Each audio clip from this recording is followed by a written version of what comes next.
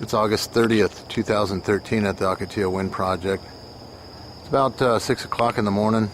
Current local wind speeds are being reported at 2 miles per hour. Notice they're working out here on wind turbine, I believe this is 161 this morning. I can see lights at various other wind turbines, but a lot of times, like it seems this morning, they start very early at night, in the morning, working on these things. They talked about jobs throughout this process of putting this project in, about how many jobs it was going to create. It seems that the most common job is a wind turbine repairman, whether it's wiping oil off the tower or up inside the tower doing work, whatever they're doing up in there. But these things they're constantly working on them out here. They talked about these wind turbines being the Rolls-Royce caliber of the wind turbines, and that the only maintenance that was required was kind of like your car, little oil change now and then, and that's about it. But we consistently see these workers on the same towers as if there's a problem with them or something, but we're not sure. But we know that we see a lot of work being done on these wind turbines. Let's take a look at the project here and see how well power production's doing this morning at 6 o'clock with wind speeds at 2 miles per hour.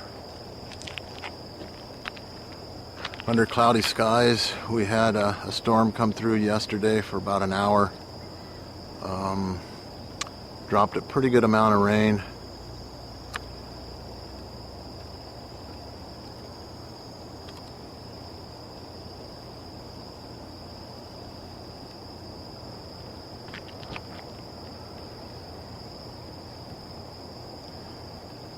Started out at the east end of the project. We're going along the north edge here now.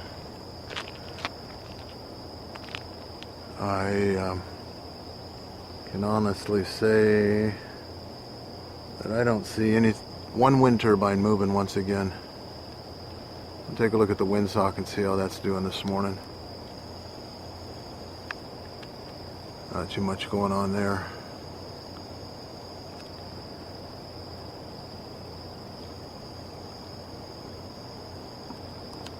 When we tell people that we feel that this project is a wind project in an area where there's very questionable winds, their typical reply is, well, why would they do that? Why would they put a wind project in an area where there's no wind or very little wind?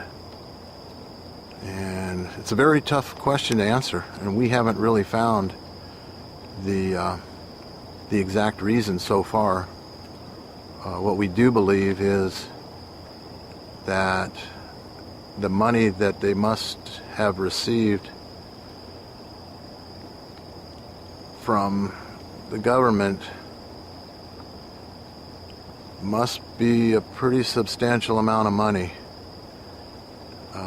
because it does not make sense to put this thing in if there's no wind.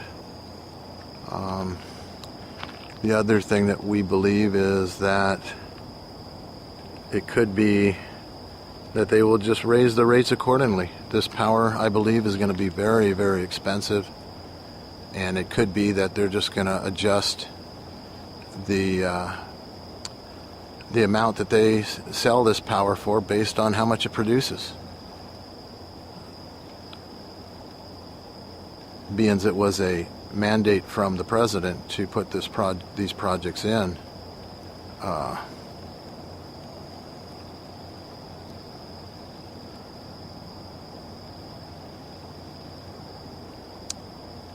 but it's a very good question. Why would they do it if there's no wind? We don't know the exact answer to that question, but we are going to find out.